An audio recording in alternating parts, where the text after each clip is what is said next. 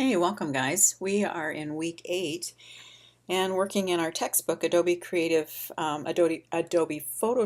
Creative Cloud Revealed, and working in chapter 4, making selections. With this exercise, we're going to open PS 4-1. So I've already got that open, and then we're going to do a file, and we're saving it as kitchen table, and then underscore your name. And we'll save it as a Photoshop document. And we are going to maximize compatibility. We are going to then open 4-2 as well.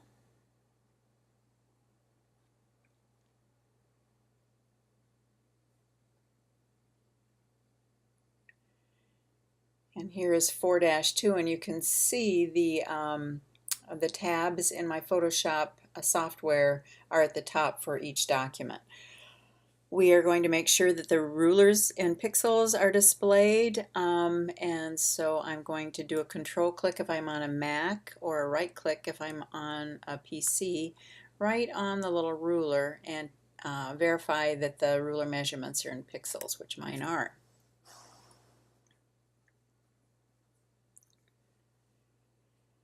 And we are going to set the 0 value for these for this selection. The 0 value at the top upper left hand corner, or the top upper, I think that's redundant, right? The upper left hand corner. And then if you did not see how I did that, I went to this gray box between the ruler measurements, the vertical and horizontal ruler. And then I clicked and I drug, and you'll see this little crosshairs that allows me to set the 0 point wherever I choose to set it. I choose to set it again in the upper left hand corner. We're going to get the rectangular marquee tool on the tools panel, which is this dotted line. M would be the quick key if you chose to access it through quick key, which is a smart move. And then you want to make sure that the value in the feather text box on the options bar is 0 pixels, which mine is. And feathering determines the amount of blur between the selection and the pixels surrounding it. And honestly, I use the feather option quite often, but not in this case when we're just making a selection. So now we're going to draw the marquee pointer to select the coffee cup from approximately 10 height and 10 vertical to 210 height and 180 vertical. Okay, so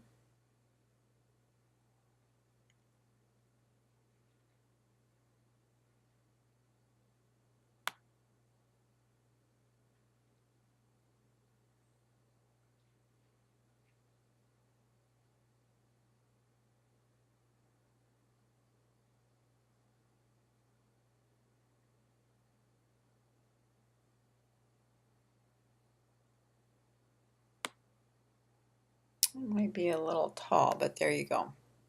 The first number in each coordinate refers to the horizontal ruler. Second number refers to the vertical ruler. And that's what your selection should look like, as well as mine on the screen. And you can see the marching ants indicating that that's our selection. You can also use the XY coordinates displayed in the info panel. Let's see if my info panel is up here. It doesn't look like it. So you can go up to Window and down to Info, and this will show you the coordinates as you click and drag. I'm not going to change my selection now, but you can make that panel available if you want to do it by these coordinates.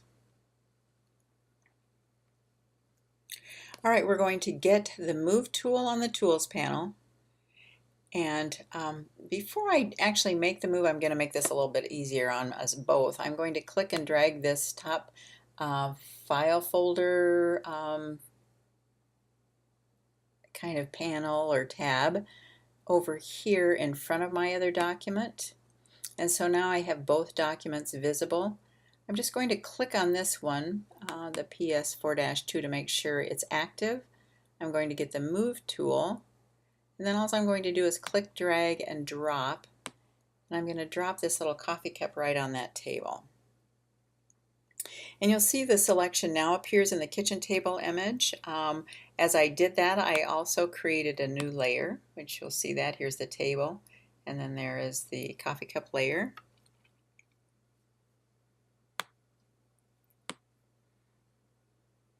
And then table 2 in your textbook will describe the methods you can use to work with selection in an image, which is a very worthwhile table to go through and understand. But I'm going to move on down, and I'm going to leave those to your devices. But I am going to go down and position a selection with the Move tool. So I'm going to verify that the Move tool is active on the Tools panel, which it is, and display the rulers, which they are. If you don't see the guides in the kitchen table image, we're going to go to View on the menu bar and point to Show, and then click Guides.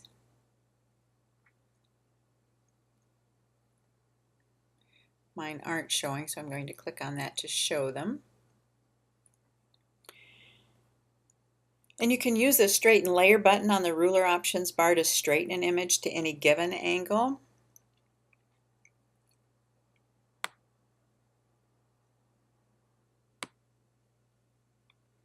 Let's see if we can get this here. Select the Ruler tool on the Tools panel, and it's grouped with the eyedropper tool, so if it's not showing, it's probably underneath the eyedropper.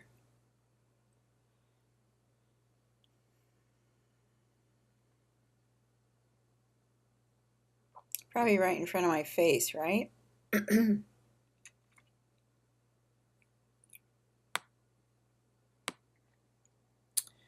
All right, and again, it's grouped with the eyedropper tool, and we're looking for the Ruler tool.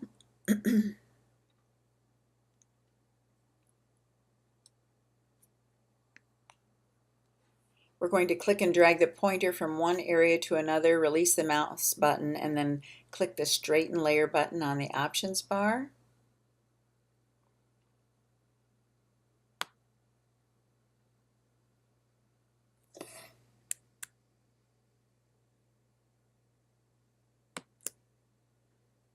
And you'll see up here is the Straighten Layer button. And then what happens is that particular layer becomes, the horizontal edge of the active layer will be made parallel with the drawn line. So now we're going to drag the coffee cup so that the lower left corner snaps to the ruler guides at approximately 220 height. I keep saying height, I'm sorry about that, 220 horizontal and 520 vertical. So I'm going to get the Move tool.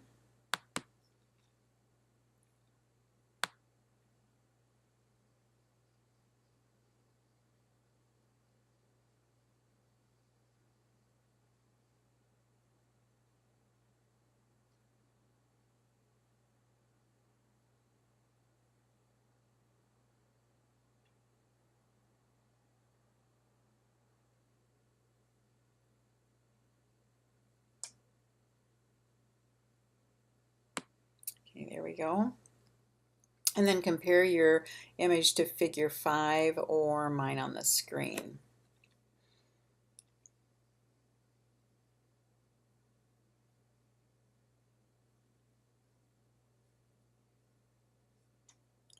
Now we're going to rename Layer 1 Coffee Cup. So I'm going to move this over.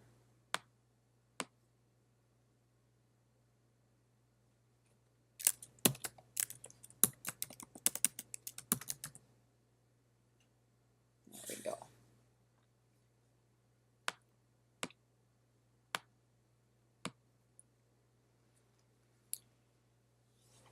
Now, next exercise, we're going to use Smart Guides. The next exercise, actually I was reading this as well as scrolling down.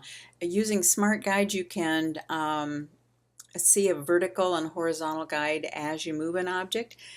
Sometimes that's a little distracting to me, so I normally turn off the Smart Guides, but you can turn them on or off by clicking View on the menu bar, pointing to Show, and then clicking Smart Guides.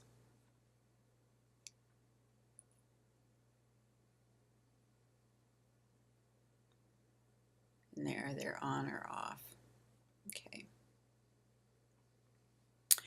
All right, now we are going to go to the window again on the menu bar.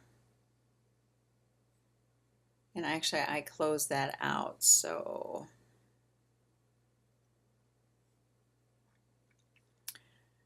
they're going to show us how to deselect with that. And I've already closed it out, so I will real quickly open it.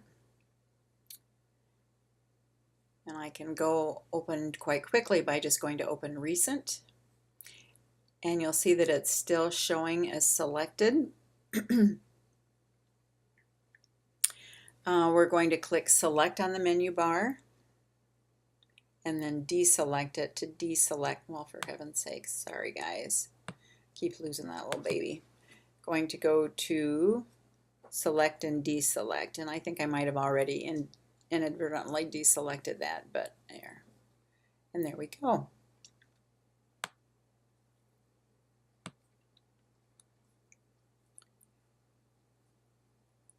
Now, any selection can be saved independently of the surrounding image so that if you want to use it again in the image, you can do so without having to retrace it. Once the selection is made, you can save it in the image by selecting Select on the menu bar and then clicking Save Selection. The Save Selection dialog box opens. You have to name it so you understand it. And then when you want to load it, you just go to Select and then go Load Selections. Quite a nice way to do that. All right, so we are going to create a selection with a magnetic lasso tool. We're going to open 4-3. And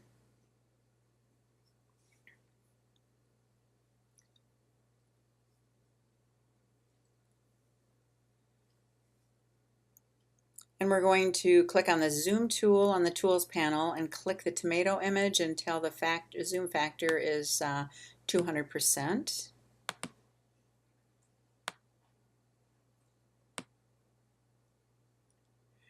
Actually, I got a little crazy here with that. There's 200%. We're going to click on the magnetic lasso tool in the tools panel.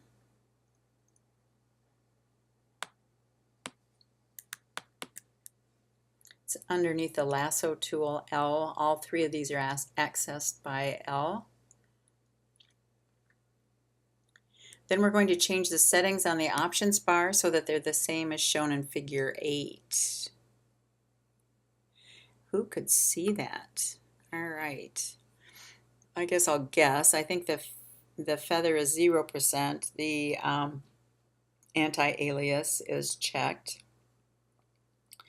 The width looks like 24 pixels, maybe. Hit tab. The contrast looks like, that's a good, you guys can probably see this better than I can in my electronic text, but I'm going to see if I can zoom on this. I'm sure I can, I just don't know how. Let's search.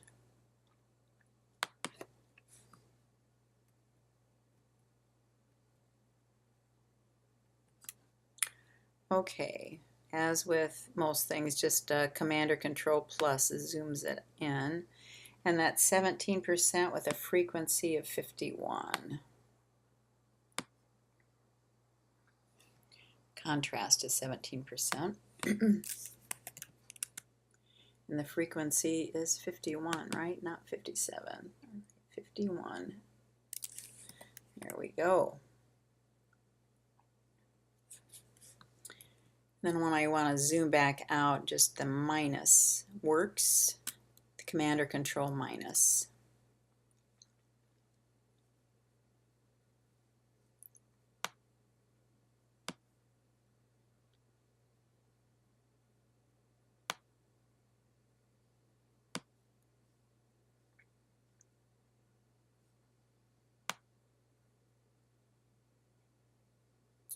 Okay, trying to position my view so you can see both the textbook as well as the document.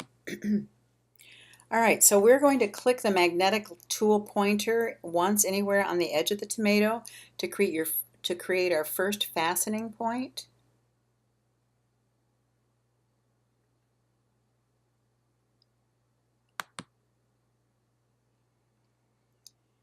And then if you click a spot that's not the edge of the tomato, just press escape, undo the action, and then start again. And then we're going to drag it slowly around the tomato. Clicking at the top of each leaf might be helpful until it's almost entirely selected. And then we're going to click directly over the initial fastening point. All right, so I might click once here.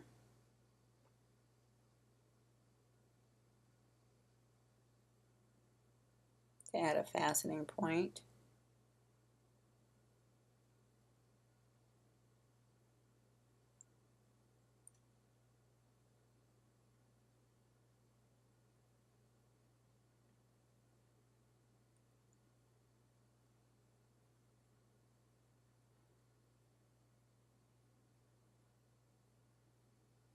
And we're going to come right back around here to where we started, and we're going to end out that by clicking it as well. All right, and I can see that I didn't really do very well on those leaves, and I can zoom in a little bit.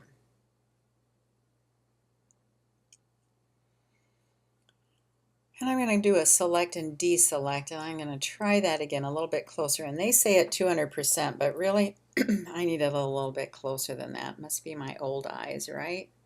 So I'm going to do this again.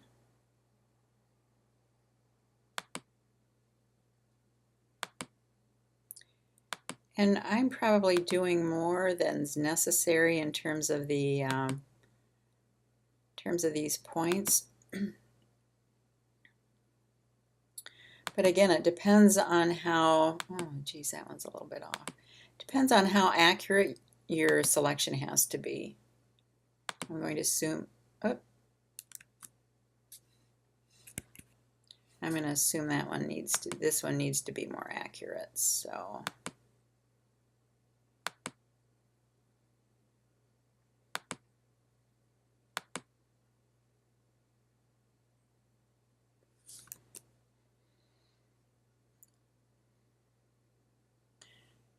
all right, and you can see that I now have my selection completed. You can zoom, obviously, as I did, zoom in or out of an image as much as you need to get the detail that you need. Now we have created that selection. We are going to try that save the selection. So let's go up under select, save selection, and we are just going to call this magnetic tool selection.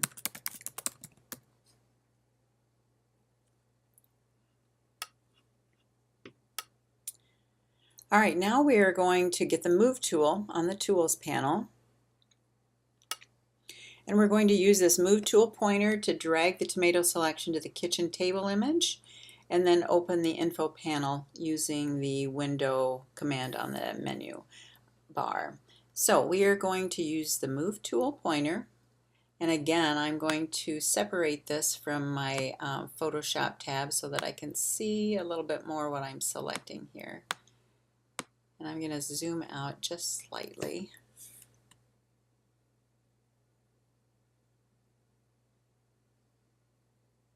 Actually, I'm going to zoom out quite a bit. And then I'm going to get the Move tool again.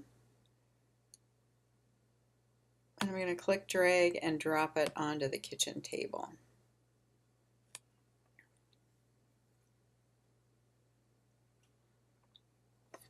And you can again see that this becomes its own layer.